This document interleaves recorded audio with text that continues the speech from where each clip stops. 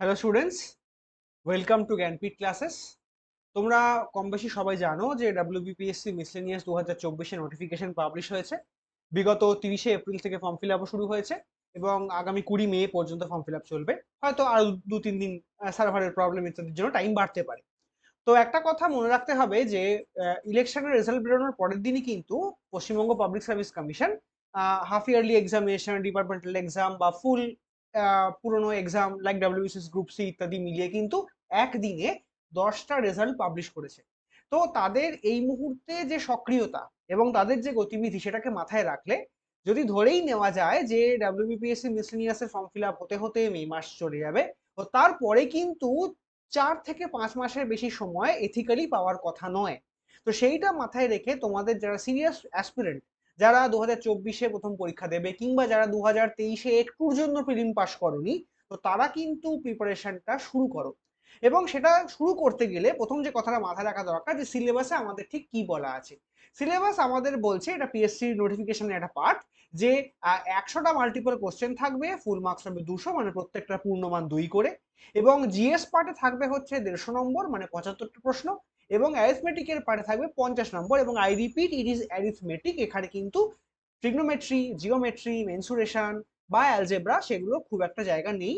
এবং 200 নম্বরের জন্য সময় পাবে হচ্ছে 1 ঘন্টা 30 মিনিট, অর্থাৎ 100টা কোশ্চেন 1 ঘন্টা 30 মিনিটের মতো সময় পাবে। এবং এটা কিন্তু কোয়ালিফাইং ইন নেচার।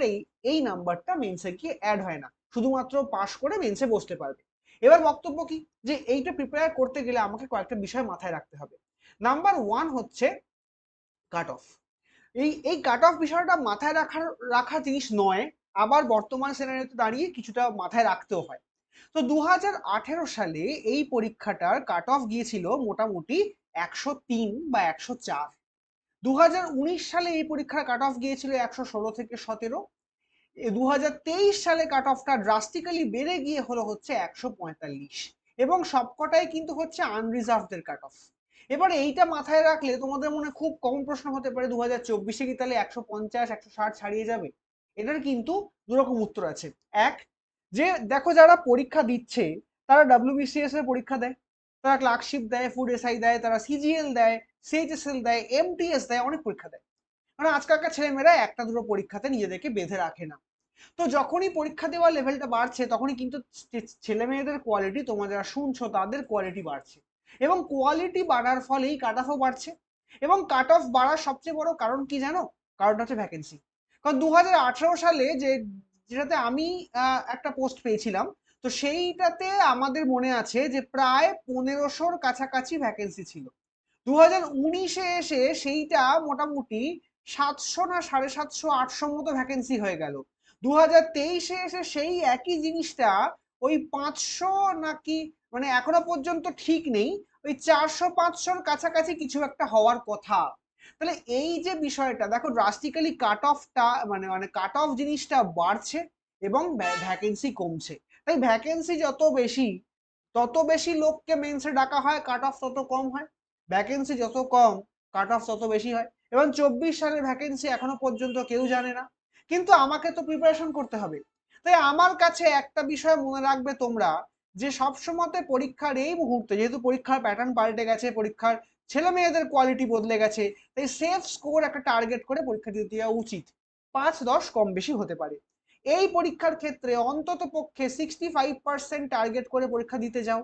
এবার মানে 130। এবার 120-ও হতে পারে কাট অফ, 105 হতে পারে কাট অফ, 80 হতে পারে কাট অফ, আবার 140-ও হতে পারে কাট অফ।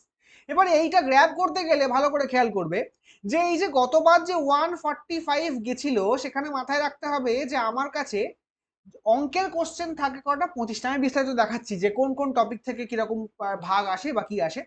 তো অঙ্কের প্রশ্ন আছে 25টা। সেই 25টা অঙ্কের প্রশ্নের মধ্যে 20 থেকে 22টা আমি পারবো যদি ভালো প্রিপারেশন করি। এবং জিএস এর প্রশ্ন আছে মোটামুটি ভাবে 75টা। তো 75-এ যদি আমি ঠিকঠাক প্রিপারেশন করি, 40 থেকে 45টা মতো বা রাদার 50টা মতো মানে মানে প্রশ্ন আমি পারতে পারি। তো 20 থেকে 22 পারলে আমার 40 থেকে 44 নম্বর হয়। এবং 40 থেকে 45 পারলে আমার ওই ধরো 90 থেকে 100 মতো নম্বর হয়। দুটোকে যোগ করো, দেখো সেফ স্কোর এবং গত বছরের কাট অফ মোটামুটি এগিয়ে গেছে। তুমি 25টা কোশ্চেন ছেড়ে দাও, ভুল করো, তোমার দরকার নেই, কিন্তু আমাকে এইটা পেতে হবে, এইটা ধরে আমার প্রিপেয়ার করতে হবে। তো টপিক কি কি পরীক্ষায় আসে, সিলেবাসে ডাব্লিউবিসিএস এর মতো টপিক ভাগ করা নেই, তবুও প্রিভিয়াস ইয়ার প্রশ্ন দেখে আমরা টপিকগুলোকে ভাগ করবার চেষ্টা করেছি। তো ইন্ডিয়ান হিস্ট্রি, তার মধ্যে এনশিয়েন্ট এবং মিডিয়েভেল রয়েছে, ন্যাশনাল মুভমেন্ট রয়েছে, ইন্ডিয়ান জিওগ্রাফি, যদিও ওয়েস্ট বেঙ্গলটা আসে না, এবং তার সঙ্গে মনে রাখতে হবে একটুখানি ওয়ার্ল্ড জিওগ্রাফি আছে, এবং এর সঙ্গে সঙ্গে একটুখানি বেসিক ওয়ার্ল্ড হিস্ট্রি, যেগুলো না জানলেই নয়, সেই ওয়ার্ল্ড হিস্ট্রির প্রশ্ন কিছু কিছু আছে। ইন্ডিয়ান পলিটি কিছু আছে, অল্প আসে পরীক্ষায়, ইকোনমি আছে, জেনারেল সায়েন্সটা খুব বেশি মানে প্রচুর প্রশ্ন হয়।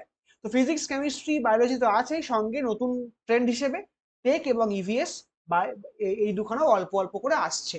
কারেন্ট অ্যাফেয়ার্স তো প্রতি বছর কম বেশি আসে, এবং যে পার্টটা খুব ভাইটাল, যেটা না হলে এই মানে এই যার প্রিপারেশনের ওপরে এই পরীক্ষাটা তুমি প্রিলিম পাস করবে না করবে না দাঁড়িয়ে আছে, তার নাম হচ্ছে স্ট্যাটিক জিকে।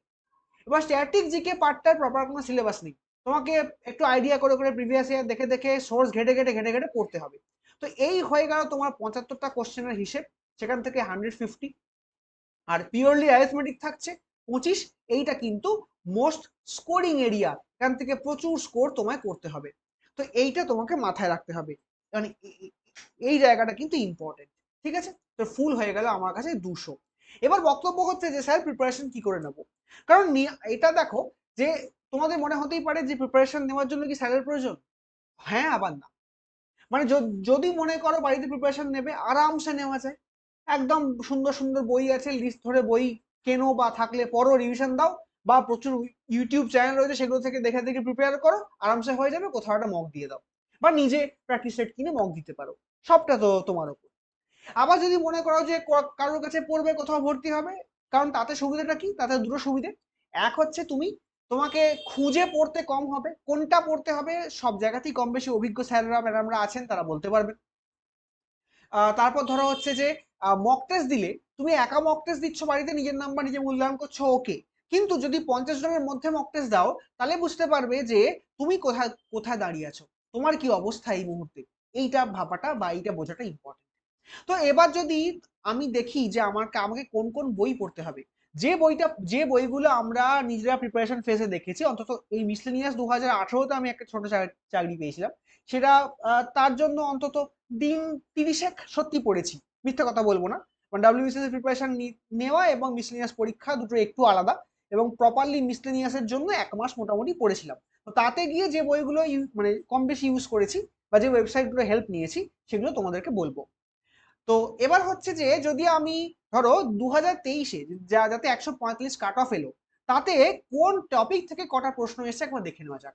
ইন্ডিয়ান হিস্ট্রি, যার মধ্যে ancient India, medieval India, INM এবং ওয়ার্ল্ড হিস্ট্রি মিলিয়ে গত বছর দেখা গেছে প্রায় 10 থেকে 11খানা কোশ্চেন পাওয়া গেছে। মানে টোটাল 75 মার্কসের মধ্যে, আমি 75টা কোশ্চেনের মধ্যে বলছি, অ্যারাউন্ড তুমি বলতে পারো মোর দ্যান 10% কোশ্চেন আমার এখান থেকে এসছে। General science, physics, chemistry, biology, tech, EVS, সেখান থেকে প্রশ্ন হয়েছে 18টা। মানে এখানে যদি তাকানো হয়, মোর দ্যান 25% আমার এখান থেকে এসছে। জিওগ্রাফি থেকে ইন্ডিয়া, এবং সেখানে ওয়েস্ট বেঙ্গল জিওগ্রাফি গত বছর আসেনি, তার মানে এই নয় যে আসবে না। তো ইন্ডিয়া এবং ওয়ার্ল্ড জিওগ্রাফি মিলিয়ে আমার কাছে পরীক্ষায় প্রশ্ন হয়েছে 17টা। এবার এখানে ওয়ার্ল্ড জিওগ্রাফি কেন বলছি, কিছু কিছু ওয়ার্ল্ড জিওগ্রাফিকে দেখে জিকে মনে হয়, বাট সেগুলো বেসিক্যালি ওয়ার্ল্ড জিওগ্রাফি। তো ইন্ডিয়া, তো এইটা মোটামুটি মোর দ্যান 20%-এর কাছাকাছি। ইন্ডিয়ান পলিটি এবং ইকোনমি খুবই কম, দুটো মিলিয়ে 8টা মতো প্রশ্ন এসছে, ওটা ধরে নাও ওই এক্সাক্ট 10%-এর কাছাকাছি। মিসলেনিয়াসের মধ্যে স্ট্যাটিক জিকে এবং কারেন্ট অ্যাফেয়ার্স পড়ছে, সেখান থেকে প্রশ্ন এসছে 21টা, মানে 30% অফ দ্য টোটাল কোশ্চেন্স। তাহলে বুঝতে পারছো, এখানে 30%, এখানে 20%, 50%, এখানে 60% এবং 85% কোশ্চেন এই কটা জায়গা থেকে চলে আসছে, যেখানে তুমি পলিটি ও ইকোনমি, এটা কিন্তু শুধু 23-এর ট্রেন্ড নয়, সেম ট্রেন্ড 19 এবং 18-তেও ছিল, 12 সালের পরীক্ষাতেও ছিল। আমি নিজে 2013-র পরীক্ষাও দিয়েছি। 2000 মানে তখন মিসলিনিয়াস ছিল না, তখন সিজিএল বলে ডাকা হতো, ওয়েস্ট বেঙ্গল সিজিএল বলে, তাতেও কিন্তু এই প্যাটার্নই প্রায় ফলো করা হয়েছে। তো এই প্যাটার্নটা খেয়াল রেখো একটু। এবার বক্তব্য কোত্থেকে পড়বো, যদি কেউ মনে করো শুধু বই পড়বো, শুধু বই পড়তে পারো, যদি কেউ মনে করো ইউটিউব থেকে পড়বো, পড়তে পারো, তার জন্য সোর্স রয়েছে। তো যদি আমি কিন্তু আগে বলিনি, কোনো বইকে আমি প্রমোট করছি না, কোনো কোম্পানির বইকে আমি ছোট বা বড় করছি না, নিজের হাতে নিজে প্রিপারেশন করতে গিয়ে বা আমাদের সিনিয়ররা, স্যাররা, ম্যাডামরা যা আমাদেরকে পড়তে বলেছিলেন সেইটা ফলো করেছি, সেটাই তোমাদের কাছে পাস করাবার চেষ্টা করছি।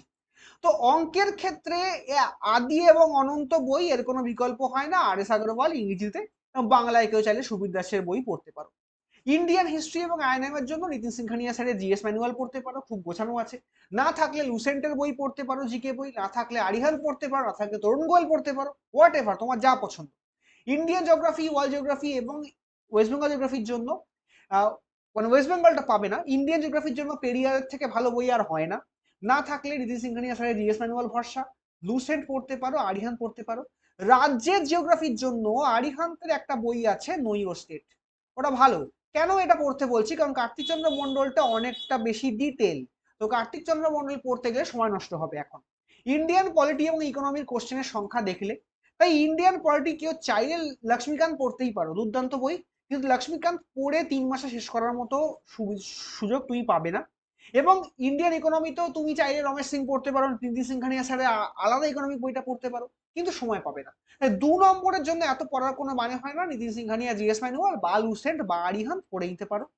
কারেন্ট অ্যাফেয়ার্সের জন্য একটা সিঙ্গেল সোর্স রাখবে, একটা ম্যাগাজিন হতে পারে, কোনো স্ট্যান্ডার্ড মানে সংস্থার পিডিএফ হতে পারে, বা এবং পার্টিকুলারলি জিকে টুডে ওয়েবসাইটটা দেখবে, এটা তোমাদের মেন্সে হেল্প করবে। মেন্সে ডেসক্রিপটিভ লিখতে হয়।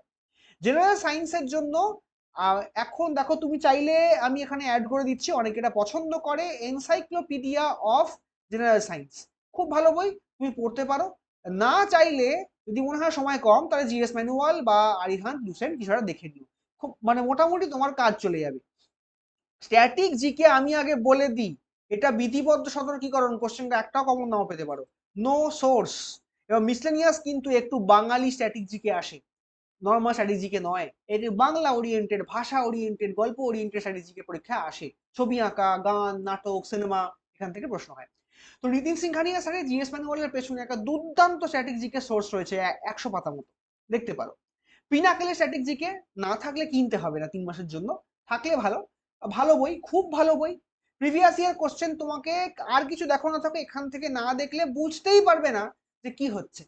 গুগল ঘাঁটতে হবে, ইউটিউবে কোনো চ্যানেল থাকলে দেখতে হবে। বাংলা এই মুহূর্তে একটি চ্যানেল যারা গুছিয়ে ক্লাস করায় তারা আছে, দেখতে পারো, কারণ স্ট্যাটিক জিকের উপরে প্রপার কোনো সোর্স নেই। তো প্রথম আমার কাজ হবে, আমি পিওয়াই কিউ দেখবো। পিওয়াই কিউ দেখে সেই প্রশ্নটার থিম বের করব, থিম বের করে কোন চ্যাপ্টার থেকে এসছে বুঝবো, সেইটা বুঝে আমি বই পড়বো। বই পড়া হয়ে গেলে আমি এমসিকিউ পড়বো। এমসিকিউর সঙ্গে সঙ্গে আমি কোথাও একটা মক দেব, কিংবা মক যদি কেউ দিতে না চাও, তাহলে সেই টাকাটা তুমি প্র্যাকটিস সেটে দিতে পারো। তো এইটা ইম্পর্টেন্ট, হয় মক নয় প্র্যাকটিস সেট দেখবো।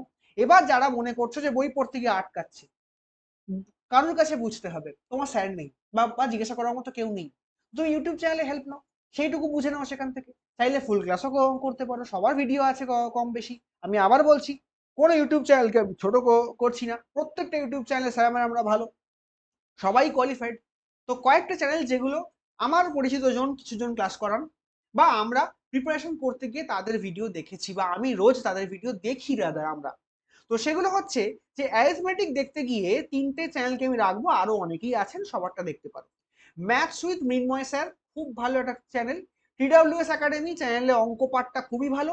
এবং এই চ্যানেলটা অর্ণব স্যার ম্যাথ, এটা আমি মানে আমার পরিচিত বলেই বলবো না, কিন্তু অল্প পরিচিত, বাট এর কোয়ালিটি কোনো অংশে মৃন্ময়ের থেকে কম নয়। মৃন্ময় আমার সহকর্মী, তো মানে এর কোয়ালিটি কোনো অংশে কম নয়।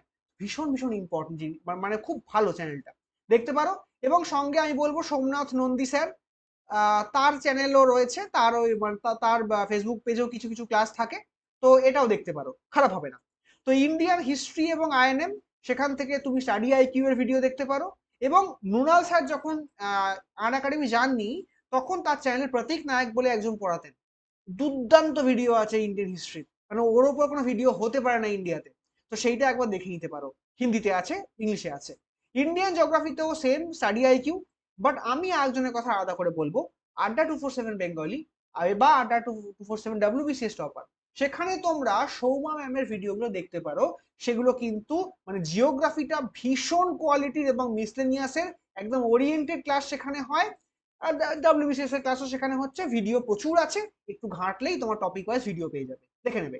ইন্ডিয়ান পলিটির জন্য লক্ষ্মীকান্ত পড়ছো না, দরকার নেই, জিএস ম্যানুয়াল থেকে পড়লে হয়ে যাবে। বাট যদি কোথাও কোনো ডাউট হয়, স্ট্রেট গো টু প্রিয়া জৈন। প্রিয়া জৈন, আগে চ্যানেলটার নাম ছিল ফিনোলজি লিগেল, এখন প্রিয়া জৈন হয়ে গেছে, ভদ্রমহিলা একজন লয়ার। তো তিনি খুব ভালো করে ছোট ছোট উদাহরণ দিয়ে বিভিন্ন ডাউটফুল এরিয়া বোঝান। তো কোনো কেস, কোনো আর্টিকেল, কোনো সাব ক্লজ, এগুলো তুই এখান থেকে বুঝতে পারবে। আর বেশি পড়তে চাইলে ইন্ডিয়াতে এখনো একজনই আছেন, সিদ্ধার্থ অরোরা, তার ভিডিও তুমি দেখতে পারো, অসাধারণ। তো টাইম থাকলে দেখো আর কি, আর না হলে দেখার দরকার নেই। আর ইন্ডিয়ান ইকোনমিতে আসে 2 থেকে 3 নম্বর, তার জন্য বই পড়লে হয়ে যায়। না পারলে মৃণাল জৈন স্যারের প্রিভিয়াস কিছু পুরনো 10-15 বছর পুরনো ভিডিও এখনো আছে তার চ্যানেলে, দেখতে পারো। কারেন্ট অ্যাফেয়ার্স যে কোনো স্ট্যান্ডার্ড ইউটিউব চ্যানেল, যা তোমার ভালো মনে হবে, সবাই তো সোর্স একটা থেকেই কপি করে, তো দেখে নিও আর কি। এনিওয়ে, আর জেনারেল সায়েন্সের জন্য বলবো, ফিজিক্সওয়ালার জেনারেল সায়েন্স খুবই ভালো, ফিজিক্সওয়ালাটা ভালো, বা ডাব্লিউবিপিএসসি ওয়ালা তাদেরও ইয়ে ভালো রয়েছে। এবং হচ্ছে শুভজিৎ পোদ্দার, ও খুব ভালো, স্যার খুব ভালো সায়েন্স পড়ান, তো এটা দেখতে পারো, ভালো। এবং স্ট্যাটিক জিকের জন্য এটা হচ্ছে যে এসআই ক্লাসেসে, কারণ যেহেতু পশ্চিমবঙ্গে প্রপারলি স্ট্যাটিক জিকে লাইন ধরে টপিক ধরে পরীক্ষা ওরিয়েন্টেড খুব কমজন পড়ায়, তার মধ্যে একটা হচ্ছে এসআই ক্লাসেস। তো এসআই ক্লাসেসের একটা মানে নোটিফিকেশন, মানে একটা প্লেলিস্ট করা আছে, এখানে স্ট্যাটিক জিকে একেবারে প্রতি বুধবার ক্লাস হয়। স্ট্যাটিক জিকে কোনো বুধবারে ইভিএস, কোনো বুধবারে টেক, কোনো বুধবারে কারেন্ট অ্যাফেয়ার্স, এইভাবে ক্লাস হয়। তো স্ট্যাটিক জিকেটা তুমি ওখান থেকে পড়তে পারো তোমরা, ওখানে প্লেলিস্ট করাই আছে, সুন্দরভাবে ক্লাস চলে, তো দেখে নিতে পারো, তোমাদের কাজে লাগবে। তো এই মোটামুটি হচ্ছে ইউটিউব এবং বইয়ের জিনিস। এবার সব থেকে খারাপ বিষয়টা, যেটা বলতে আসলে বলতে হয়, যেটা হচ্ছে যে যদি মনে হয় যে এই বইপত্র পড়েও কুল পাচ্ছি না, এই এতগুলো ইউটিউব চ্যানেল দেখেও তাল পাচ্ছি না, একটু সাবজেক্ট ওরিয়েন্টেড পড়াটা দরকার, যে কোনো একটা কোর্সে ভর্তি হতে পারো। যে কোনো মানে প্রচুর ইনস্টিটিউট এই মুহূর্তে ডাব্লিউবিসিএস, ডাব্লিউবিপিএসসি মানে মিসলিনিয়াসের কোর্স করাচ্ছে, দেখতে পারো, কোনো সমস্যা নেই। এবং সেক্ষেত্রে একই জায়গায় দাঁড়িয়ে আমাদের একটা কোর্স রয়েছে এই জ্ঞানপীঠ ক্লাসেসে, যেটা যার নাম হচ্ছে ডাব্লিউবিপিএসসি মিসলিনিয়াস। কোর্সের নাম দেখে হাসবে না, মানে মানে এটা ভোটের আগে লঞ্চ করে, এটা অদ্ভুত কারণ ছিল, কারণটা আমাদের অন্য ভিডিওয়ে এক্সপ্লেন করা আছে, এখানে আর বলবো না। তো এখানে জ্ঞানপীঠ ক্লাসেস একটা অ্যাপ রয়েছে, সেই অ্যাপের লিঙ্কটা এই ভিডিও ডেসক্রিপশন বক্সে আছে, সেখান থেকে দেখে গিয়ে সেখানে কোর্সের মধ্যে দেখতে পারো। তো সেখানে যেটা হবে যে মোটামুটি 4 মাসের ক্লাস, তার মধ্যে সিলেবাস শেষ করে দেওয়ার চেষ্টা হবে। এবং সেই 4 মাসের ক্লাসের মধ্যে ক্লাসগুলো হবে হচ্ছে ইউটিউব লাইভ এবং গুগল মিটের মাধ্যমে, পরবর্তীকালে সেগুলো ভিডিও দিয়ে দেওয়া হবে, এবং প্রত্যেকটা ক্লাসই মোটামুটি লাইভ হবে। অঙ্কের কিছু ক্লাস রেকর্ডেড থাকবে। এবং সঙ্গে যেটা মেইন পার্ট, যে কি পড়বো, কি পড়বের মধ্যে কতটা পড়বোটা ইম্পর্টেন্ট, মানে অনেক কিছু বাদ দিতে হবে, অনেক কিছু অ্যাড করতে হবে। তো চেষ্টা করা হবে পরীক্ষা oriented indicative notes subject wise, Bangla এবং ইংরেজি 2 ভাষায় দেওয়ার। এবং মোটামুটি পরীক্ষার আগে 12টা মতো মক নেওয়ার, ফুল লেংথি মক হবে, 4 মাসে 4টে, এবং 8টা এক্সামের আগে ফুল লেংথ মক হবে। এবং কোর্স অলরেডি চালু হয়ে গেছে, আমাদের ফার্স্ট ক্লাস শুরু হবে হচ্ছে 9th মে থেকে, অ্যাডমিশন চলছে। তো যদি কোনো ইনফরমেশন প্রয়োজন হয় 8013948974, এই নাম্বারে সানি স্যারকে ফোন করে নিও, স্যার সবটা গাইড করে দেবেন। এবং অ্যাপের লিঙ্কটা এই ভিডিও ডেসক্রিপশন বক্সে আছে, ইউ ক্যান মানে যে কোনো ইনস্টিটিউটে ভর্তি হতে পারো, কোনো চাপ নেই। যদি মনে হয়, কারণ মক দেওয়াটা খুব জরুরি, ক্লাস করো বা না করো, মকটা দিও যে কোনো একটা জায়গায়, যেখানে খুশি ঢুকে একটা মক দিও, তাহলেই হবে। কারণ আমাদের গত বছর মনে আছে যে মিসলেনিয়াস মেন যখন 2023 হচ্ছে, তখন আমরা একটা কোর্স চালু করেছিলাম। তো সেই মিসলেনিয়াস মেনের কোর্সে আমাদের প্রায় 50-60 জন ছেলে মেয়ে ছিল। এবং সেখানে কিন্তু আমরা রেগুলার খাতা খাতা চেক করতাম, প্রায় 7টা-8টা মক আমরা নিয়েছিলাম মিসলেনিয়াস মেনের আগে। ক্লার্কশিপ মেনের আগেও আমাদের প্রায় 50-60 জন ছেলে মেয়ে ছিল। ইংলিশ বেঙ্গলির খাতা নিয়ে প্রায় 10টা-12টা মতো মক আমরা নিয়ে খাতা, মানে একটা বেশ বড় কর্মকাণ্ডে চালাবার চেষ্টা করেছিলাম। এবার রেজাল্ট অ্যাওয়েটেড, তারা আশা করবো ভালো করবে, তোমরাও ভালো করবে। তো এই মোটামুটি বক্তব্য। সিলেবাস বলে দিলাম, জানো কম বেশি, একবার দেখে নিও। আর সোর্সগুলো বলে দেওয়া হলো, এবার যার যতটুকু প্রয়োজন ততটুকু সোর্স ইউজ করো। কারণ একদম শূন্য থেকে শুরু করে মিসেলিনিয়াস প্রিলিমস পাস করা যাবে না, এটা সেরকম পরীক্ষা নয়। এটা ক্লার্কশিপ বা ফুড এসআই এর মতো মানে শর্ট সিলেবাসের পরীক্ষা নয় যে চট করে চাইলে পড়তে পারবে, সিলেবাসের ফাস্ট। এবং দ্বিতীয় বিষয় হচ্ছে যে একটু প্রিপারেশন থাকলে কিন্তু, তুমি যদি ডাব্লিউবিসিএস এর অ্যাসপিরেন্ট হও, তুমি কিন্তু এই পরীক্ষাটা মানে অনেকটা সহজে পার করতে পারবে। কারণ বহু আমার পরিচিত, বহু আমার কলিগ রয়েছে যারা মিসেলিনিয়াসে চাকরি করতে করতে ডাব্লিউবিসিএস জয়েন করেছে, বা মিসেলিনিয়াস সার্ভিসটাই অ্যাকচুয়ালি ডাব্লিউবিসিএস এ যাওয়ার একটা স্টেপস্টোন। মানে মানে এই সার্ভিস থেকে বহু ডাব্লিউবিসিএস অফিসার তৈরি হয়েছেন। সিনিয়র আমাদের দাদারা আছেন, তাদের সাথে কথা বলে জেনেছি, বা আমার ব্যাচমেটরা আছে তাদের সাথেও কথা বলে জেনেছি। তো এই একটা আইডিয়া তোমরা করো। তো এই মোটামুটি বলার। এবং যেটা বলবো যে তোমাদের প্রিপারেশন ভালো হোক এবং খুব ভালো করে প্রিপেয়ার করো, প্রত্যেকের পরীক্ষা ভালো হবে। All the best.